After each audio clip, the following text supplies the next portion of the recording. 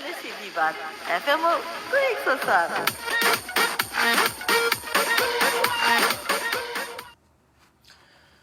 Doha میں اس وقت صبح کے ٹھیک 9 بجے ہیں۔ السلام علیکم ورحمۃ اللہ وبرکاتہ۔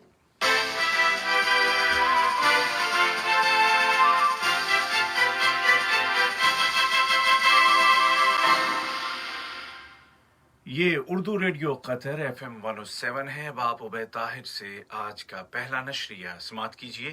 ابتدا میں پیش خدمت ہیں اس وقت کی اہم سرخیاں۔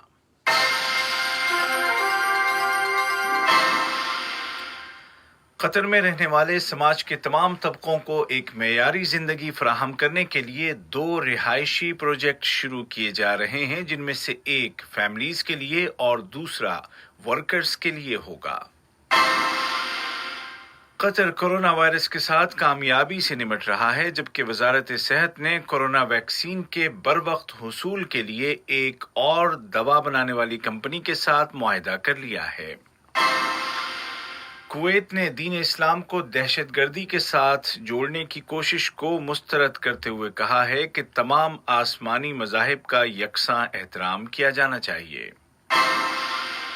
اور آذربائیجان اور آرمینیا نے قرباغ میں نئی جنگ بندی کا عہد کیا ہے، جس کا آغاز آج پیر سے ہوگا۔ اور اب پیش خدمت ہے آج کا پہلا مفصل نشریہ۔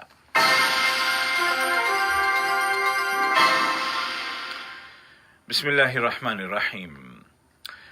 خبروں کا آغاز قطر میں رہنے والوں کے لیے اس اہم خبر کے ساتھ کرتے ہیں کہ بروا گروپ نے الوکرہ میں 2 نئے پروجیکٹ شروع کرنے کا اعلان کیا ہے۔ پہلا تعمیری پروجیکٹ ہمارا شہر کے نام سے ہے، جو فیملیز کی رہائش کے لیے مخصوص ہوگا، جبکہ دوسرے پروجیکٹ کا نام ہے براحت الجنوب اور یہ ورکرز کے لیے تعمیر کیا جا رہا ہے۔ وزیر برائے کلچر اور کھیل اور بروا ریل اسٹیٹ کی گورننگ کونسل کے سربراہ جناب صلاح بن غانم العلی نے کہا کہ ان دونوں پروجیکٹ کا انسانی پہلو ہے، جس میں ایک مکمل اور جدید ترین رہائشی خدمات سے آراستہ معیاری رہائش سماج کے تمام طبقوں کو فراہم کی جائے گی۔ وزیر تعلیم و اعلیٰ تعلیم ڈاکٹر محمد بن عبد الواحد الحمادی نے خلیجی تعاون کونسل کے ممبر ملکوں کے وزرائے تعلیم پر مشتمل کمیٹی کے 4تھے اجلاس میں قطری وفد کی قیادت کی۔ یہ اجلاس ویڈیو کانفرنسنگ ٹیکنالوجی کے ذریعے بلایا گیا، جس کے دوران خلیجی تعاون کونسل کے سپریم کونسل کے 40ویں سیشن کے اختتامی بیان اور ریاض اعلامیے اور کورونا کی روک تھام کے علاوہ کمیٹی کے لائحہ عمل اور طلباء کے لیے انفارمیشن کی سیفٹی جیسے موضوعات پر غور کیا گیا۔ وزیر برائے انتظامی ترقی، لیبر اور سماجی امور جناب یوسف بن محمد العثمان فخرو اور ملک میں اقوام متحدہ کے مشن برائے مائیگریشن کی سربراہ محترمہ ایمان یونس اور عقاد کے درمیان ملاقات ہوئی ہے، جس کے دوران 2 طرفہ تعاون اور اس کو فروغ دینے کے امکانات پر بات چیت کی گئی۔ وزیر مملکت برائے امور خارجہ جناب سلطان بن سعد المریخی کو لیبیا کے لیے اقوام متحدہ کی قائم مقام خصوصی ایلچی محترمہ اسٹیفنی ولیمز کی جانب سے ایک ٹیلی فون کال موصول ہوئی، جس کے دوران لیبیا کی تازہ ترین صورتحال اور مشترکہ دلچسپی کے امور پر تبادلہ خیال کیا گیا۔ قطر نے کیمرون کے جنوب مغربی علاقے میں واقع ایک اسکول پر کیے گئے حملے کی پرزور الفاظ میں مذمت کی ہے۔ اس حملے میں کئی بچے جاں بحق اور زخمی ہو گئے تھے۔ وزارت خارجہ نے ایک بیان میں تشدد اور دہشت گردی کے خلاف قطر کے مستقل موقف کو دہراتے ہوئے کہا کہ موٹیوز اور وجوہات جو بھی ہوں، قطر ہر طرح کے وائلنس اور ٹیررزم کو مسترد کرتا ہے۔ بیان میں مقتولین کے اہل خانہ اور کیمرون کی حکومت اور عوام کے ساتھ تعزیت اور زخمیوں کی جلد صحتیابی کے لیے نیک تمناؤں کا اظہار کیا گیا ہے۔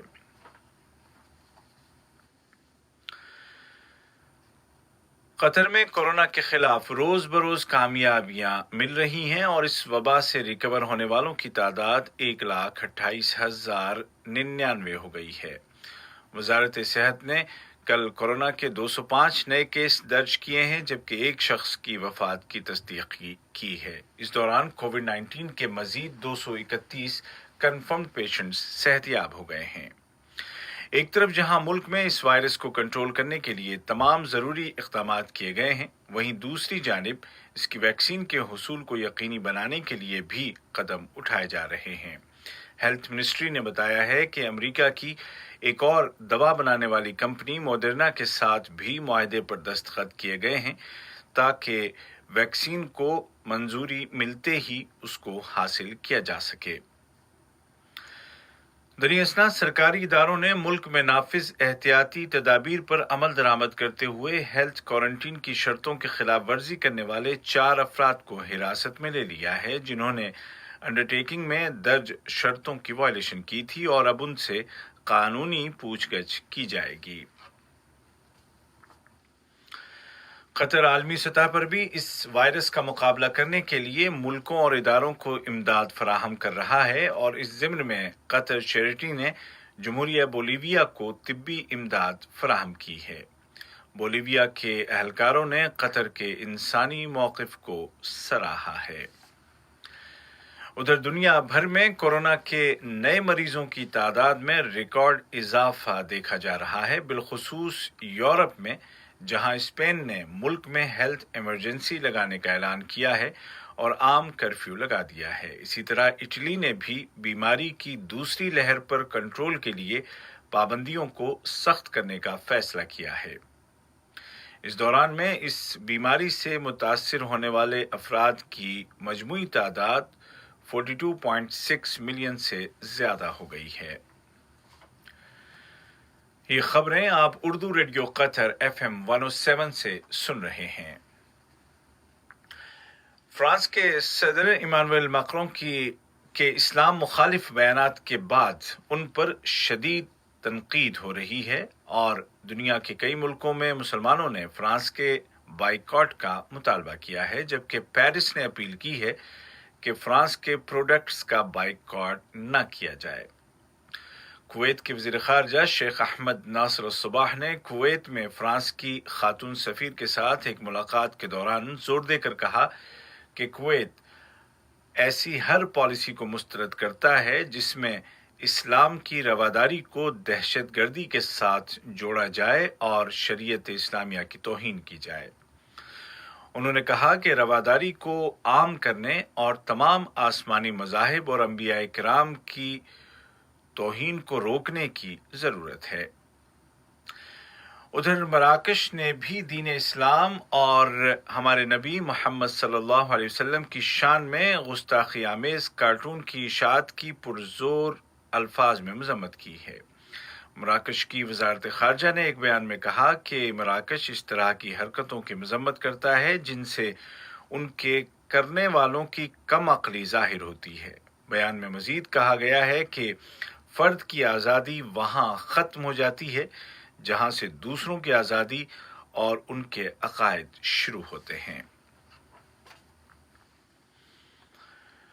سوڈان میں اسرائیل کے ساتھ تعلقات کو بحال کرنے کے فیصلے پر مختلف طرح کے رد عمل سامنے آ رہے ہیں۔ اسی دوران میں سوڈان کی وزارت خارجہ نے اعلان کیا ہے کہ اسرائیل اور سوڈان آئندہ ہفتوں کے دوران تجارت اور مائیگریشن جیسے شعبوں میں تعاون کے لیے کئی معاہدوں کو مکمل کرنے پر غور کریں گے۔ دریں اثنا سوڈان کی خود مختار کونسل کے رکن جناب صدیق طاور نے اسرائیل کے ساتھ کیے گئے سمجھوتے پر تنقید کرتے ہوئے کہا ہے کہ اس سمجھوتے کو خود مختار کونسل اور وزارتی کونسل دونوں کے سامنے پیش نہیں کیا گیا تھا۔ ادھر سوڈان کی وزارتی کونسل نے اعلان کیا ہے کہ اسرائیل کے ساتھ تعلقات کی بحالی کے بارے میں ایک جامع معاہدہ تیار کیا جائے گا اور پھر اس کا فیصلہ آئین ساز کونسل کرے گی۔ واضح رہے کہ فی الوقت سوڈان میں آئین ساز کونسل نہیں ہے۔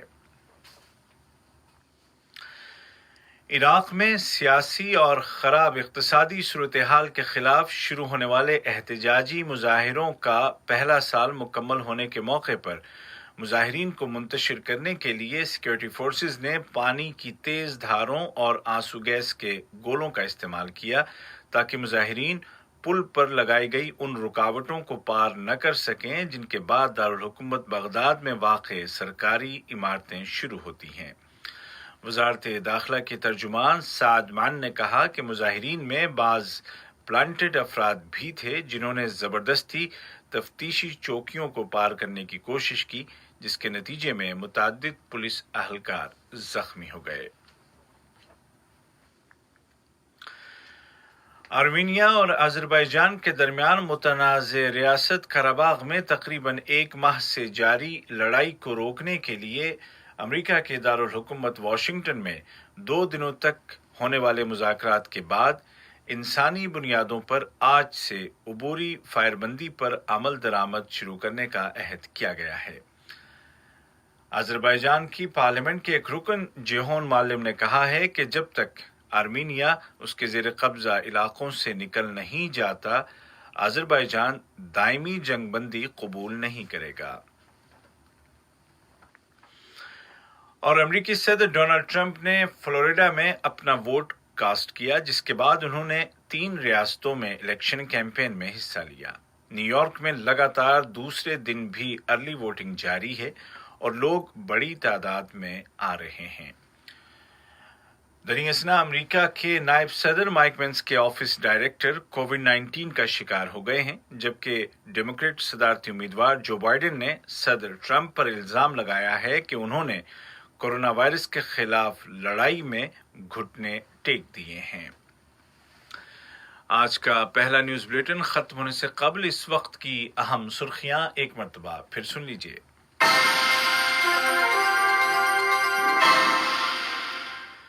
قطر میں رہنے والے سماج کے تمام طبقوں کو ایک معیاری زندگی فراہم کرنے کے لیے 2 نئے رہائشی پروجیکٹ شروع کیے جا رہے ہیں، جن میں سے ایک فیملیز کے لیے اور دوسرا ورکرز کے لیے مخصوص ہوگا۔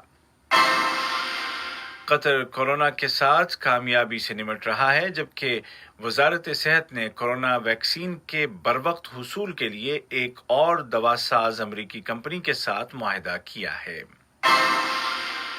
کویت نے دین اسلام کو دہشت گردی کے ساتھ جوڑنے کی ہر کوشش کو مسترد کرتے ہوئے کہا ہے کہ تمام آسمانی مذاہب کا یکساں احترام کیا جانا چاہیے۔ اور آذربائیجان اور آرمینیا نے متنازع ریاست قرباغ میں نئی جنگ بندی کا عہد کیا ہے، جس کا آغاز آج پیر سے ہوگا۔ اردو ریڈیو قطر FM 107 سے آج کا پہلا نشریہ اپنے اختتام کو پہنچا۔ ہمارا دوسرا نیوز بلیٹن شام ٹھیک 7:30 بجے پیش کیا جائے گا۔ آج کے اس بلیٹن کو آپ تک پہنچانے میں ہماری تکنیکی معاونت کی محمد حسن سوڈانی نے۔